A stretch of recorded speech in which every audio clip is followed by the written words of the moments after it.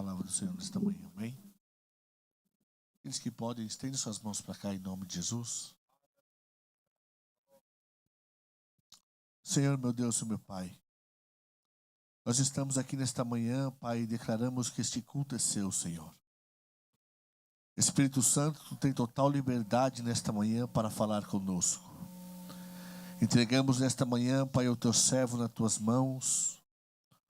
Usa, Pai, o ministério, a vida do teu filho, Pai, que se preparou para estar aqui, Jesus. Tira do coração toda angústia, toda preocupação, tudo aquilo, meu Deus, que possa atrapalhar, Pai, o teu filho de ministrar a tua palavra. Nós, como igreja, Pai, apresentamos e colocamos o teu servo nas tuas mãos.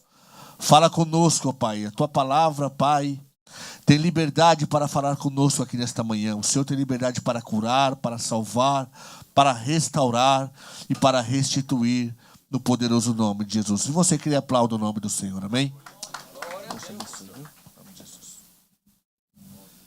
Glória a Deus. Saúdo a todos com a paz do Senhor. Vamos ler um texto, irmãos, em Efésios. Efésios, capítulo 4, versículo 6. Efésios, capítulo 4, versículo 6. É o texto que Deus pôs em meu coração para falar com os irmãos neste momento. Efésios 4, versículo 6. Diz assim a palavra de Deus: Um só Deus e Pai de todos, o qual é sobre todos e por todos e em todos. Vou ler de novo. Um só Deus e Pai de todos, o qual é sobre todos e por todos e em todos. Podeis tomar vosso assento. Estamos alegres porque estamos juntos neste momento de culto a Deus, com o objetivo de engrandecê-lo, de adorá-lo. O que estamos fazendo aqui nesta hora? Estamos reunidos para participarmos da ceia do Senhor. E é bem verdade que uma reunião como esta nos faz, pelo menos, olhar para 3 direções, né? A gente olha para o passado, lembrando aquilo que o Senhor fez por nós. Olhamos para o presente e percebemos a comunhão em que Deus proporcionou para que pudéssemos viver. E olhando para o futuro, o Senhor nos dá a alegria de antever aquilo que viveremos, ou aquilo que Ele nos dará o privilégio de participar. E o momento deste é um momento em que a gente para refletir em muitas coisas, na palavra de Deus, e olhamos também para dentro de nós. Até porque Paulo, orientando acerca da ceia do Senhor, ele diz à igreja de Corinto uma palavra que se estende a nós. Ele diz: examine-se, pois, o homem a si mesmo. Então não viemos para olhar a vida de outro, não estamos aqui para ficar observando a vida daquele que está ao nosso lado, mas estamos aqui para olhar para nós mesmos, reconhecer nossa condição, reconhecer a nossa dependência de Deus. É o momento que a gente olha introspectivamente, né, para dentro de nós. O que estamos fazendo, o que devemos fazer, para que o Senhor continue sendo glorificado em nossa vida. Eu dou graças a Deus pela vida de cada irmão que tem se esforçado e está aqui para glorificar o Senhor e participar da ceia. E Deus já tem falado conosco por meio de palavras, por meio de louvores que aqui foram entoados. Mas ainda tem uma porção da palavra de Deus para nossos corações, para nossa breve meditação. No texto que lemos, encontramos Paulo escrevendo à igreja de Éfeso. Paulo era aquele homem que foi, segundo ele próprio disse, o pior dos pecadores.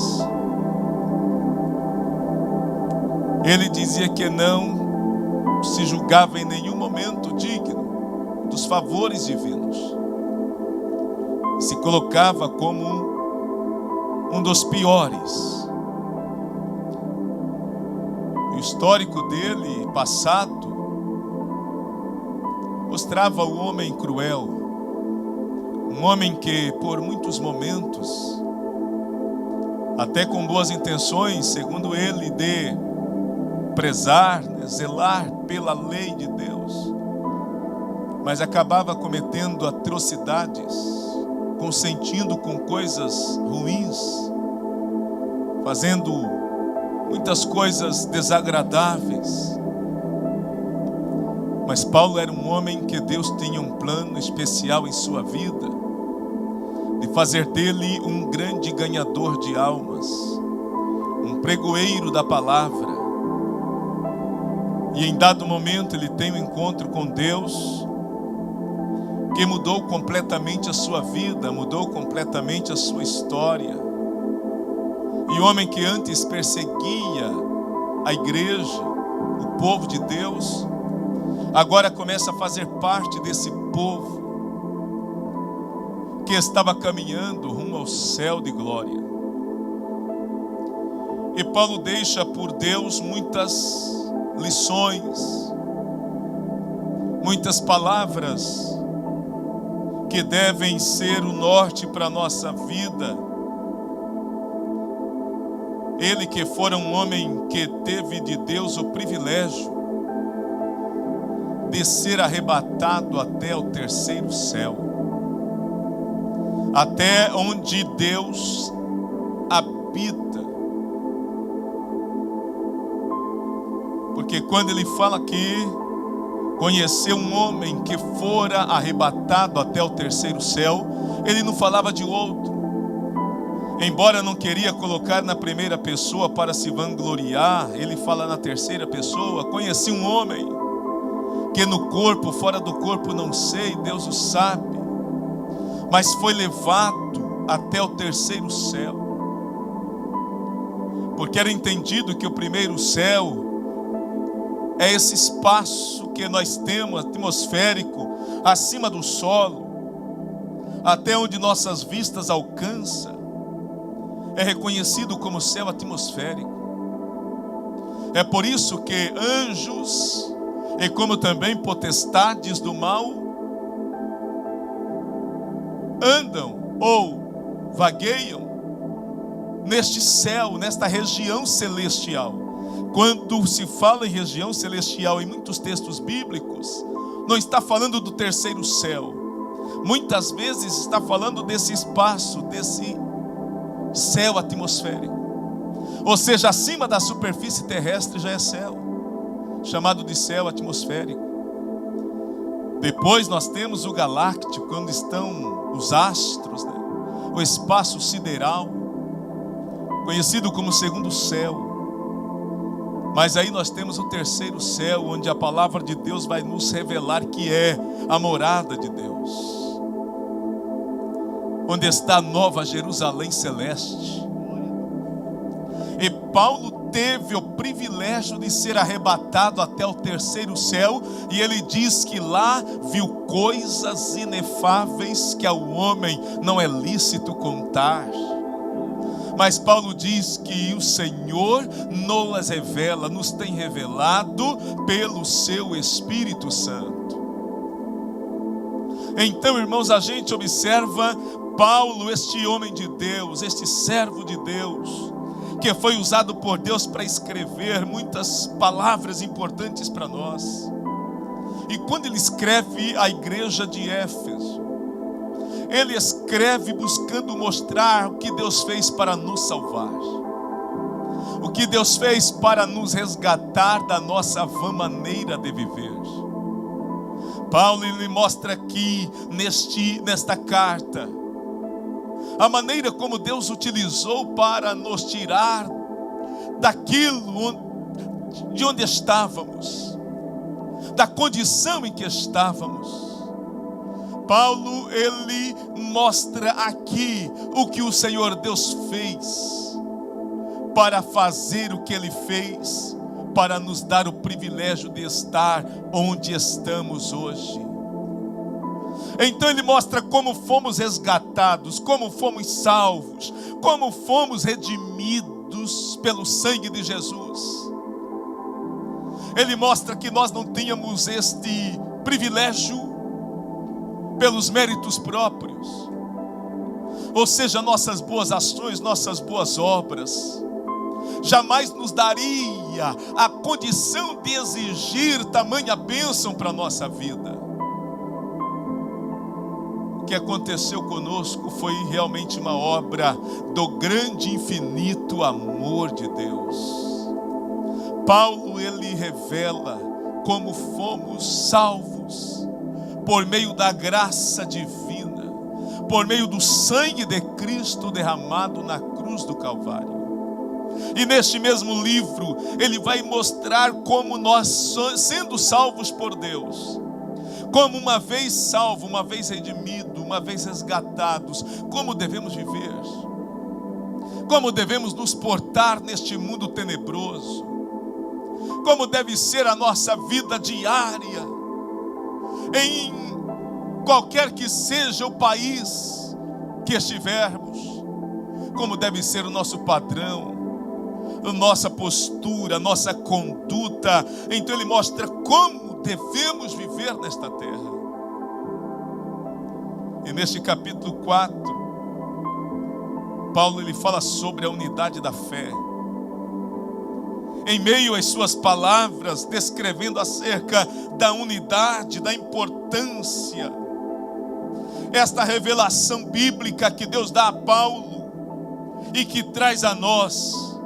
Então ele diz no versículo 6, trazendo aqui uma grande revelação bíblica: um só Deus e Pai de todos, o qual é sobre todos, e por todos, e em todos. Ele não fala aqui de três deuses, ele fala de um Deus. A trindade aqui, ela é manifesta.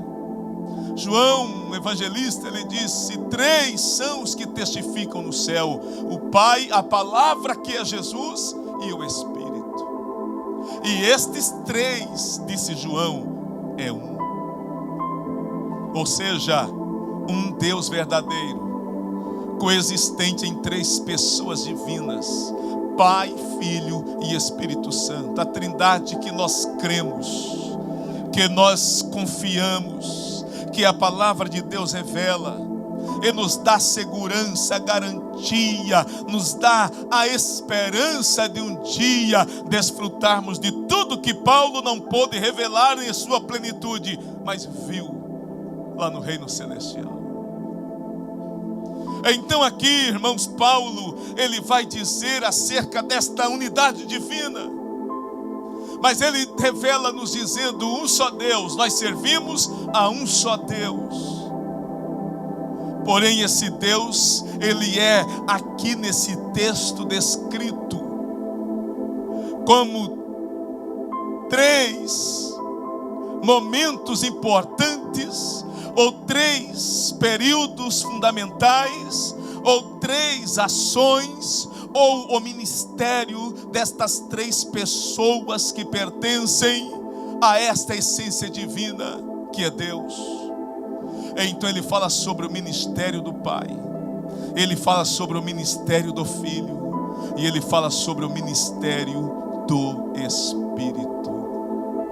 Quando Paulo fala o Deus sobre todos, aqui está apontando para o ministério do Pai, o Deus Criador, o Deus que, pelo poder da palavra, criou todas as coisas, criou a terra, criou os astros, criou os seres animais, vegetais, criou pelo poder da palavra todas as coisas, exceto o homem.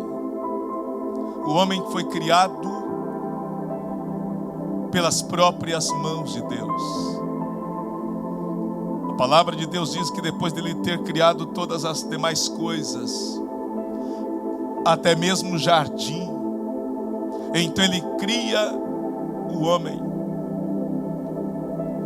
No sexto dia, ele cria o homem com suas próprias mãos, formando do pó da terra, fazendo o homem à sua imagem, à sua semelhança, sopra nele o fôlego de vida, e ele torna a alma vivente.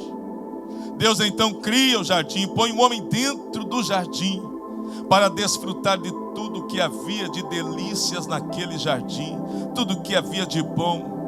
Tudo isto revela o poder do Deus Criador, o Deus que do nada criou todas as coisas, e o homem ele cria a partir do barro, e a mulher ele cria a partir da costela do homem, mas tudo de uma maneira maravilhosa, tudo de uma maneira às vezes até inexplicável, de uma maneira plena, mas todavia a gente reconhece que tudo isto, toda a criação, ela descreve a onipotência do grande Criador que é o nosso Deus.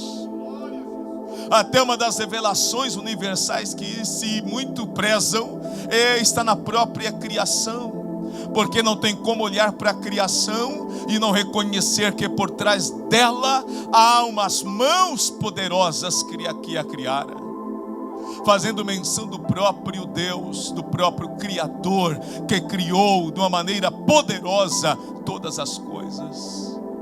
Então Deus criar o homem, é por isso que eu e você temos um valor que somente Deus conhece, porque Ele é o Criador. O inimigo não conhece o nosso verdadeiro valor, pelo contrário, ele busca a todo custo tentar nos destruir, tentar nos inferiorizar, tentar tirar de nós a alegria que Deus nos dera de ser chamado filho de Deus. Por quê? Porque não foi o inimigo quem nos criara, foi o próprio Deus. É por isso que somente Deus conhece o nosso verdadeiro valor. Um dia um homem chegou no seu patrão e perguntou acerca de uma joia ali presente. E ele perguntou: quanto vale esta joia? E aquele homem disse: antes que eu te dê a resposta, saia pelas ruas e pergunte o que dão por esta joia, mas não venda, traga-me de volta. E aquele homem saiu, perguntou para vários quanto dariam por aquela joia, e as pessoas diziam valores irrisórios, valores baixíssimos. É como se dissessem hoje aqui: eu te dou $10, $50, $100. E aquele homem voltou um tanto entristecido, se perguntando como podia uma joia daquela valer tão pouco. E ele chega naquele homem, seu patrão, e diz: eles disseram isso, isso e isso. E então aquele patrão disse: agora leve até tal lugar e apresente para fulano de tal, e pergunte a ele quanto que ele dá por esta joia, mas não venda. E aquele homem foi. Quando chegou naquele joalheiro, ele perguntou quanto dava por aquela joia. O homem analisou a joia e disse: olha, eu dou X valor, eu não tenho tudo aqui, talvez nem o banco tenha todo o valor aqui para pagar, mas eu posso dar uma parte agora, uma parte depois, e o valor da joia eu estimo em tanto. Era valores milionários que aquele homem ficou um tanto sem entender, voltou naquele patrão e disse: eu não entendo como pôde tantas pessoas dar tão pouco. E aquele deu um valor que é realmente um valor altíssimo. E aquele patrão disse: sabe por que ele deu esse valor? É porque foi ele quem construiu, foi ele quem criou essa joia. Então ele conhece o real valor dessa joia. Sabe por que eu e você temos valor inestimável para Deus? É porque nós somos criados por Deus. Nós somos feitos por Deus. Às vezes surge alguém que às vezes age de uma maneira inadequada, tentam nos desvalorizar, tentam nos inferiorizar. Mas uma coisa é certa, devemos reconhecer que quem conhece o nosso verdadeiro valor é Deus. Quem conhece o teu verdadeiro valor é Deus, porque Ele é o Deus Criador, que de uma maneira inexplicável plenamente, é impossível de que alguém o faça novamente. Deus nos fez de uma maneira especial, fazendo de mim e você coroa da criação de Deus. Então nós temos motivos para adorar, para glorificar, para bendizer a Deus, porque nós somos por Deus criados e reconhecidos como coroa da criação divina, em quem Deus depositou responsabilidades, em quem Deus depositou confiança. No entanto, nós vamos compreender à luz da palavra que o homem passou por muitos percalços, por muitos caminhos errôneos, ao ponto de fazer o que Deus não queria que fizesse, e acabou perdendo o privilégio de continuar no jardim, desfrutando das bênçãos de Deus. Pecara contra Deus, pecara contra o Criador, e por isso foram privados de continuarem no jardim. E essa mácula do pecado presente em Adão e Eva, ela estendeu a toda a sua posteridade, a todos os homens. É por isso que o homem nasce com a inclinação para o mal, com a inclinação para o pecado. É por isso que nós, quando nascemos, nós trazemos esta natureza pecaminosa conosco, ainda que passamos um tempo de inocência, mas logo vem o período da consciência, em que nós começamos a entender as coisas, e logo começa a se aguçar para as coisas más, errôneas, e começamos a ter uma inclinação para o mal. E isto é de natureza humana por causa daqueles erros cometidos lá no princípio. Mas Deus, Ele nos amou de uma maneira especial. Toda vez ou todo tempo, Deus sempre buscou estar próximo do homem, aproximar do homem, ora usando os seus servos, ora ordenando que construísse templo, tabernáculo no meio do povo, porque Deus queria estar no meio do povo, perto do povo. E quantas vezes Deus se esforçava para isso, mas o homem se afastava de Deus. Mas Deus, Ele tinha um plano já traçado desde o princípio. Desde o princípio de todas as coisas, Ele já tinha um projeto, tudo pronto, para que no determinado tempo Ele enviasse então o seu Filho Jesus Cristo, para fazer o que nenhum homem seria capaz de fazer. Deus, por meio de suas leis e mandamentos, Ele revela para o homem a condição, e o homem começa, por meio das leis divinas, perceber o quão devedor era, o quão pecador era. Mas quantas vezes o homem esforçava para ter uma aproximação de Deus, para ter esse pecado definitivamente sanado, perdoado, tirado de sua vida, e não era possível. Por quê? Porque naquele tempo ainda não havia essa possibilidade. Havia uma forma de aplacar um pouco esse sentimento de pecado contra Deus, mas não tinha como ser tirado definitivamente, apagado, purificado. Não havia essa possibilidade, mas o sentimento de dívida, de pecador, estava sempre presente. Mas não tinha nenhum homem que pudesse fazer o que Jesus fez. Porque para que fosse feito o sacrifício de algum representante, era preciso que esse representante fosse puro. santo, sem pecado, imaculado. E então homem nenhum tinha esta possibilidade. Deus, olhando do céu para a terra, não vê um justo sequer. Mas dentro da plenitude dos tempos, o que está na campanha de sexta-feira, Deus, Ele cumpre a sua promessa de enviar o Salvador, de enviar aquele que salvaria o homem dos seus pecados. E então João descreve, ou tenta descrever esta verdade dizendo: Deus amou o homem, ou o mundo, de uma tal maneira que deu seu Filho unigênito, para que todo aquele que nele crê não pereça, mas tenha a vida eterna. Então nós vemos Paulo dizendo: o Deus sobre todos, que aponta para o Criador. Mas agora ele fala do Deus por todos. Por que por todos? Porque aqui está presente o ministério do Filho, o ministério de Jesus. Aquilo que eu e você não podia fazer em momento algum, a palavra de Deus nos assegura em Salmo 49 que os nossos recursos Ele esgotaria antes. Não tinha nenhuma possibilidade com nossos meios pagar o preço da nossa redenção. Mas então Jesus, Ele vem, Ele, aleluia, definitivamente ou espontaneamente, Ele é enviado pelo Pai, mas Ele mesmo se entrega e desce à terra, nasce de uma virgem, se assemelha a mim e a você, passa pelo caminho que eu e você passa, de tentação, de sofrimento.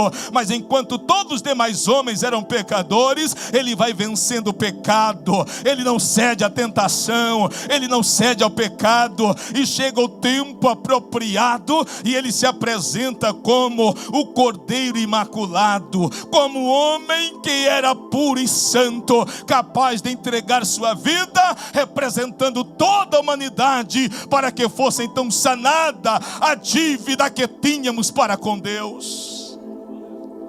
A palavra de Deus diz que havia uma cédula que pesava contra nós, uma dívida. Mas o que a palavra de Deus nos assegura é que a morte de Cristo no Calvário, ela pagou a nossa dívida. A palavra grega tetelestai quer dizer: está pago a dívida. Então Ele, entregando a sua vida na cruz do Calvário, Ele derrama seu sangue inocente, Ele purifica os nossos pecados e Ele escreve: está pago a dívida. Aqueles que crêem nele, aquele que entrega a vida a Ele, tem pela fé os pecados perdoados, tem pela fé a vida purificada, e tem pela fé o direito de ser chamado filho de Deus, porque crê na obra expiatória da cruz que Jesus realizou por nós.